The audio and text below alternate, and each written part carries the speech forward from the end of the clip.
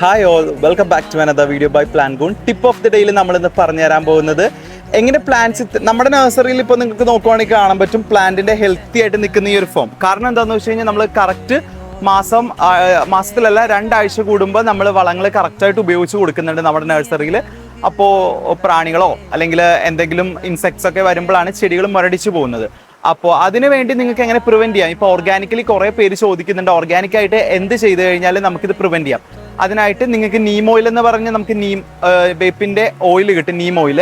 അത് നിങ്ങൾക്ക് മാസത്തിൽ 2 പ്രാവശ്യം എന്നുള്ള രീതിയിൽ അടിച്ചു കൊടുത്തു കഴിഞ്ഞാൽ നല്ല രീതിയിൽ പ്രിവെൻറ്റ് ചെയ്യാം. ഓർഗാനിക്കലി ആണ് കേട്ടോ ഞാൻ പറയുന്നത്. കെമിക്കൽസോ വിഷങ്ങളോ ഒന്നും ഇൻട്രസ്റ്റഡ് അല്ലാത്ത ആൾക്കാർക്ക് ഇപ്പോൾ നീം ഓയിൽ ആണെങ്കിലും നിങ്ങൾക്ക് മാസത്തിൽ 1 or 2 ടൈംസ് സ്പ്രേ ചെയ്ത് ഡയല്യൂട്ട് ചെയ്ത് സ്പ്രേ ചെയ്ത് കൊടുത്തു കഴിഞ്ഞാൽ ഇൻസെക്റ്റ് വരുന്നത് നിങ്ങൾക്ക് പ്രിവെൻറ്റ് ചെയ്യാൻ പറ്റുന്നതാണ് കേട്ടോ. അപ്പോൾ ഇന്നത്തെ ടിപ്പ് ഓഫ് ദി ഡേയിൽ നിങ്ങൾക്ക് ഇത് യൂസ്ഫുൾ ആണെന്ന് ഞാൻ ചിന്തിക്കുന്നു. അടുത്ത ടിപ്പ് ഓഫ് ദി ഡേ ആയിട്ട് നമ്മൾ